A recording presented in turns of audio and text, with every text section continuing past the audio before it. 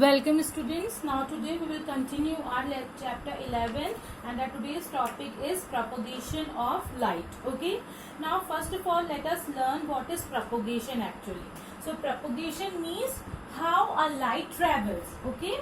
Propagation means how a ray of light,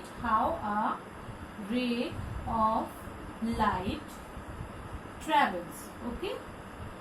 What is the direction of light to travel. Okay, so for that we will first learn an activity. We will try to understand this particular concept with an activity. So what you have to do in that activity is that you need to take a lighted candle. Okay, first of all you need to take a lighted candle and you have to just take a straight pipe also. Okay, then you have to take a straight pipe. This is straight pipe and here you will see. Okay, what you will will you be able to see this what we can say light of the candle? Then the answer will be yes. Okay, you can easily see this candle. Okay, as this pipe is straight. But if instead of this straight pipe, if you will take a bent pipe, okay, then if I will ask you whether you can easily see this candle, then your answer will be no. Okay, because here the pipe bends and because of that you are not able to see this candle. Okay, now the candle is not visible to you. So this is actually what is propagation of light. Okay, so you cannot see as there is a bend in the pipe. So by this we can conclude that the light travels in a straight line. The propagation of light is rectilinear or in a straight line. Okay, why we cannot be able to see this light with a bent pipe? Because light always travels in a straight line. So we can conclude that light always travels in a straight line. Okay, light always travels in a straight line and this is known as rectilinear propagation of light. This is known as rectilinear propagation of light. Clear? So this is known as rectilinear propagation of light. That is, light always travels in a straight line. Clear? Now one more thing is that this property explains why we can see only those objects which lie in the path of light. Suppose this is the candle and if I want to see the object which is in its path, that objects only I will be able to see. If there is a dark room and I want to see the objects with what are the objects present in the dark room, then I will not be able to see because that objects are not placed in the path of light. Okay, we will able to see only those objects which are come in between the path of the light, because light makes the objects visible to us. That we have discussed in our first lecture only. Okay, for example, if you can see a book lying on a table, okay, but you cannot see a pencil which is placed behind the book. Why? Because in between the light and your pencil, your book is placed. Okay, suppose if I tell you that this is the source of light, okay, from its light is coming, okay, and from in between the source of light and this is your book. Okay, this is your book and here your pencil is kept. Here your pencil is kept. Now if and you are here, okay, you are here, so how you will be able to look this pencil as this book is kept in between the source of light and this pencil. Okay, so we can only see those objects which are kept just means on which light can easily fall, or if anything is placed between the source of light, okay, then we will not be able to see that object, okay, because light always travels in a straight line. It cannot move and just fall on this object and we'll be able to see. No, it always travels in a straight line. So if your book is kept between the source of light and the object, then you will not be able to see this object, okay. When expressing this rectilinear propagation pictorially, a point is often used to represent the source of light. Okay, likewise, if I am just telling you what is rectilinear propagation of light, and I am drawing this candle. So, if I want to show you diagrammatically, then in place of this candle, I will just make a point source. Okay, this point represents the source of light. Okay, and then light is emitted equally in all the directions. Okay, the path taken by light is represented by the straight line with an arrowhead. Now this is the point source, okay, and this point source will reflect the light in all the directions. Likewise this, fine, but you can easily see these lines are straight, these lines are not bent, okay.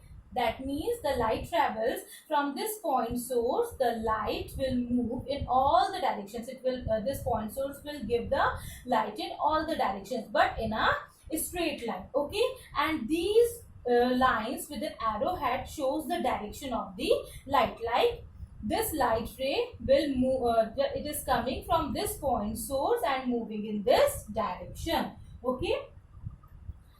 And this arrowhead will show you that in which direction the light is propagating or the light is traveling.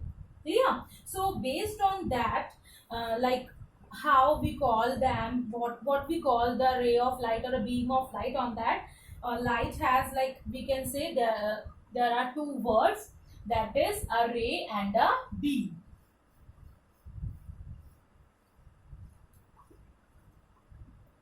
Ray.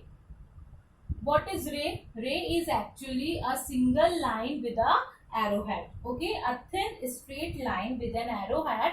It is known as ray. Okay, and what is beam? Beam is actually a group of rays. Okay, group of rays. These all are rays, and this is the group of rays, and so it is known as beam of light. Okay, a broad stream of light containing large number of rays. It is a broad stream of light and it has many rays. It contains so many rays. Okay, and this beam of light can consist of parallel, as these all are parallel to each other, then converging. Converging means that light rays are coming from so many directions and they are converged together at a particular point. Okay, so these are known as converging and they are converged together at this particular point. So that is known as converging beam of light. Okay, or converging rays. These are converging rays and they are forming a point source over here. Okay, these are parallel rays. These are converging rays, as they are coming from different directions and forming a point source. Okay, and next one is diverging rays. So what happens in the diverging rays? Rays from this point source, the light rays will move out in different directions. Okay, it will move out in different directions. So this one is known as diverging rays.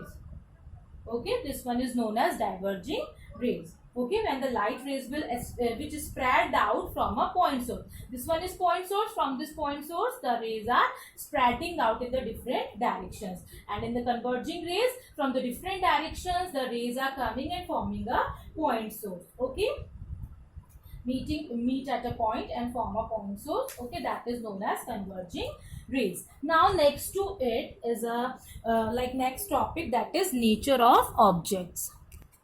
Now our next topic is nature of objects. So like how a light can pass through, or whether you can see the objects which are like through the means you can easily see the objects through different objects, or some objects do not allow you to see the object behind them, or the light can pass through them easily or not. Based on that, there are different types of objects. So first one are transparent objects. So transparent objects are those objects through which light rays can pass easily, okay, or we can say light rays can pass completely and easily. That objects are known as transparent objects. Example: glass, air, clean water, and like we can say plastic, like transparent plastic, okay. So that are known as transparent objects. And so again I'm repeating, those objects through which light rays can pass easily. You can see like through these objects, so that are known as transparent objects. Next is translucent objects. Translucent objects are those through which light can pass partially. Partially means थोड़ा थोड़ा ही हमें नजर आता है, ठीक है. For example, frosted glass, wax paper, oil paper, etc. So what happens, the objects or the items which are placed behind the translucent objects, they will be visible partially only, okay. हमें धुंधला सा नजर आता है, will not be able to see those objects clearly, okay, which are placed behind the translucent objects. Why? Because translucent objects absorb or scatter light falling on them and allow some of the light to pass through them. So if I will draw a ray diagram of it, then just try to understand. Suppose this is a point source from which the light is coming, and this one is translucent object, okay. This one is translucent object. So what happens when the light will fall on this translucent object, then what will happen, some of the light will get absorbed in them and some will get reflected back, वापस पीछे आगे, ठीक है. And only some amount of light will pass through them. So that some amount of light which can pass through them, they only allow us to see the object which is placed behind them partially, okay. That's why we will not be able to see those objects clearly and completely, okay. So some of the amount of light get reflected and means scattered. This one is scattering, okay, and some get absorbed. Fine. Now next is the third one is opaque objects. These opaque objects are actually those objects which do not allow light to pass through them, or we can say these objects do not allow us to see the objects which are placed behind them. Suppose this is an opaque object and some object is placed behind them, like the wall or the cardboard or this board. If I have placed something behind this board, then you people will not be able to see because this is an opaque object, okay. So what happens in that case, all the light which will fall on them will get scattered, okay. They will get obstructed completely. Obstructed means रोक लेते हैं, ये अपने से आगे नहीं जाने देते, okay. So some of it is get scattered and some is absorbed by this opaque object only, okay. So this about this you will read in your later chapters in the higher classes also, or some part of it I will explain you during the reflections, okay. So this is all about the nature of objects. Rest we will learn in our next video, okay.